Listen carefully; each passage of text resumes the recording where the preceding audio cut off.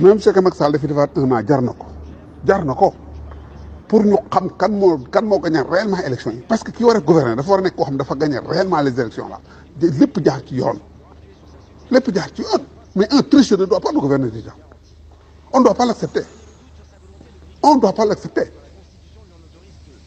da ngay xool pëccëxoo bi am fi mu nekk nii ci conséquence ku nekk di wax ku nekk am ci baat ku nekk am ci xalaat ku nekk di ci wax ku nekk am ci baat ku nekk am ci xalaat ñëpp xam ni Pastef képp ku bokk Pastef fa la nga jege ko waruloo bokk ci élection yi. dama dégg même Cheikh Tidiane Dièye partem lay wax mais dafa allié woon Ousmane Sonko ñuy ànd di taal réew mi ànd gi ñu allié woon ànd di taal réew mi rek war naa tax waruñu ko boole ci élection dañ ko war a éliminer d'office voilà nañ ñu bàyyi ko parce que dañu bokkul Pastef dafa parti boppam. pour man ñi nekkoon Yewwi Askan Wi dans son ensemble ñëpp amu ci kenn ko war a bokk ci élection yi parce que ce sont des ñoom ñoo taal réew mi ñi naan nag nañ dem élection xam nañu duñu gagné élection yi de xam nañ ko mais dañoo bëgg a bokk campagne électorale am 20 jours yoo xam ni yaa may dégg ils vont faire le tour du Sénégal raconter des bêtises et des histoires di tarari de midi à 14 heures di wax ay fen yoo xam ne bu ci gën a garaaw nga ni bii luy taal réew rek lañ bëgg parce que c'est une belle occasion de xam nga de parler campagne électorale c'est une belle occasion de parler tous ces 20 candidats là yi bëgg a dem demuñu pour gagner 2 ou 3 ñoo ci dem pour gagner ñi def ñëpp dañu am c'est une belle occasion pour ñoom pour ñu am des temps d'antenne mën a taxaw di taral rek a wax c'est pour leur demain c'est pas pour leur aujourd'hui xalaatuñu sax gagner seen xel nekku ci dem campagne électorale moo xam ne nañ dem élection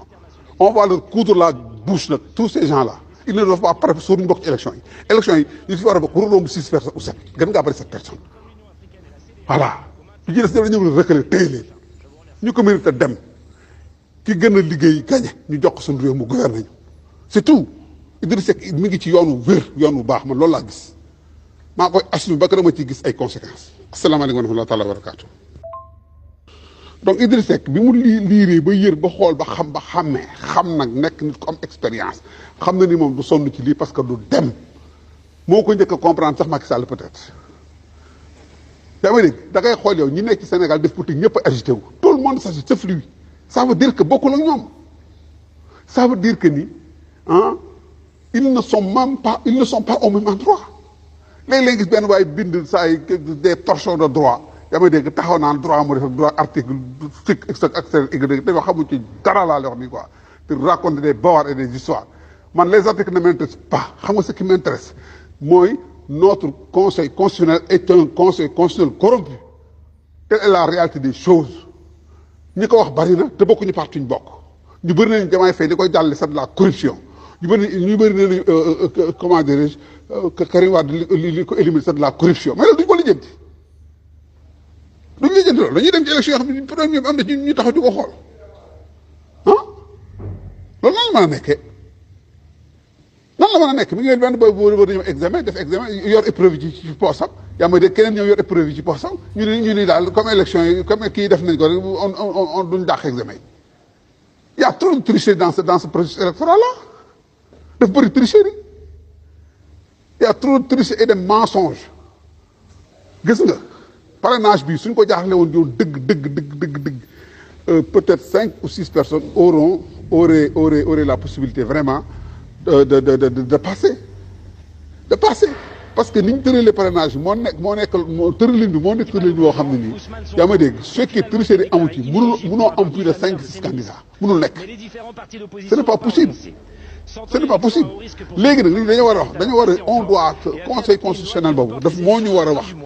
moo ñu war a lijjantil Anta Babacar Ngom nan la def ba am parrainage yaa ma dégg parce que ñi nga xam ne dañu leen jox ay parrainage dafa bëri ñëpp a ko xam ñëpp xam nañ ni bëri na ay candidats yoo xam on les a donné du parrainage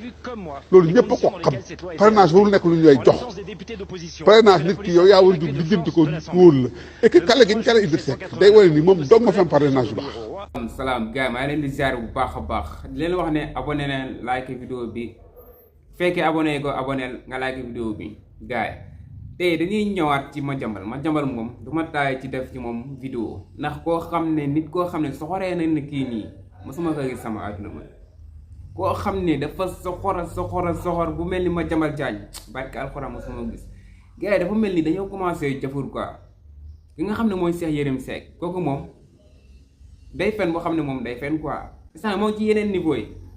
Moustapha Diakhaté moom kooku dafa jëbur kooku instant bi nii dof na bu yeboo ñu yóbbu ko fan quoi Sonko buy génne ci prison bi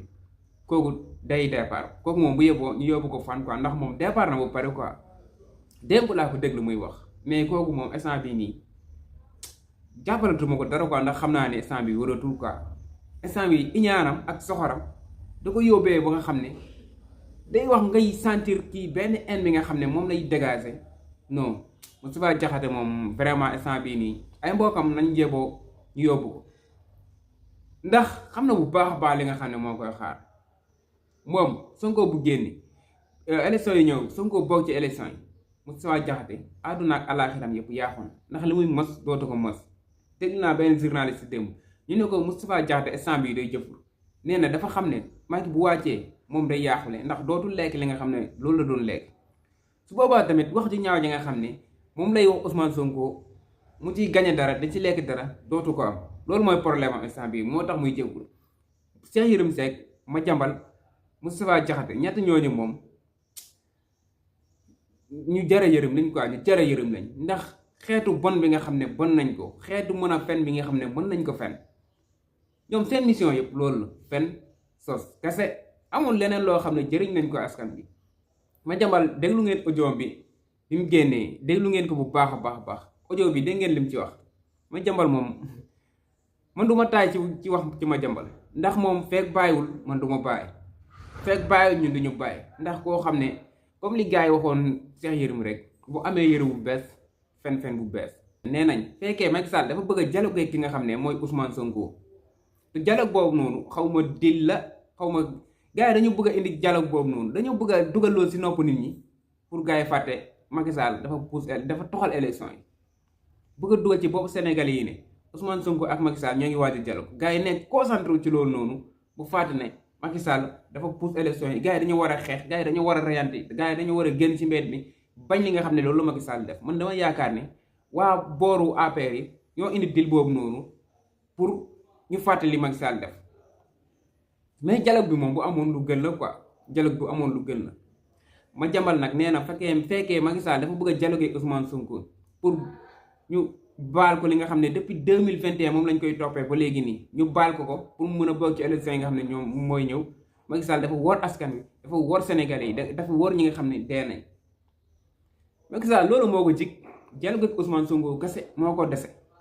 moom kese moo ko dese tu loolu sax du ko may jàmm Macky Sall jeexal na jaamam jeex na nguuram jeex Macky Sall lépp ma jeex Sénégal instant bi nii lépp ma jeex moom nag dialogue naa ñëpp ba mu des Ousmane Sonko nee na day woote dialogue est-ce que ñi nga xam ne ñoom la doon dialogue depuis 4 ans ba depuis 10 ans ba léegi nii ñoom la soxla ci dialogue bi non Macky Sall soxlawul ñooñu ci dialogue bi ñoom doon dialogue yëpp soxlawul leen ci dialogue bi aw dialogue ñi nga xam ne ñoom la doon dialogue du ko jëriñ dara du ko indil benn jëriñ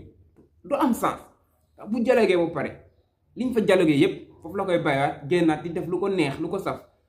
def Ousmane Sonko wax na ko Macky Sall balaa muy woote dialogue rek dafa def tuuxu duuna boo xam ne ñëpp tëg nañ seen bët mu ne day woote dialogue bu wootee dialogue jéem a effacer loolu jéem a nëbbu loolu noonu commencé waat ay tuuxa doonam instant bi nag fi mu dugg nii ci góota bi nga xam ne Macky Sall dugg na fii nii nee na dialogue la bëgg Ousmane Sonko waxoon na ko dialogue bi yëpp pour suul li nga xam ne def na ko fii te loolu noonu kenn du ko fàtte instant bii nii dialogue bii nii Ousmane Sonko la ci soxla non Ousmane Sonko jaawewul noonu gars yi ma leen di xamal nag ne Ousmane Sonko su fekkee nangu na dialogue Ousmane am ak Macky Sall du intérêt boppam intérêt Sénégal la ciy xool loolu du tax mu wor Sénégalais loolu du tax mu wor ñi nga xam ne ñoo génn àdduna ci xeex bii nii Sonko intérêt Sénégal kese moo ko ñor du leneen fekkoon intérêt boppam ni fekk na mu dialogue bu génn bu yàgg dem toog këram di naan attaaya wala mu dem fu ko neex ci àdduna bi toog fa di lekk-lekk yu neexam di naan attaayam xetu lacrymogène du ko xeeñ xetu pënu du ko xeeñ dara du ko xeeñ bu ko neexoon ba ni am na jàmmam bu yàgg pare mais du boppam lay xeexal Sénégal lay xeexal noonu la fa demee gars yi bëggee naa leen bu baax a baax vidéo foofu laay koy yemale ba ci beneen vidéo jaajëf waay bëggee naa leen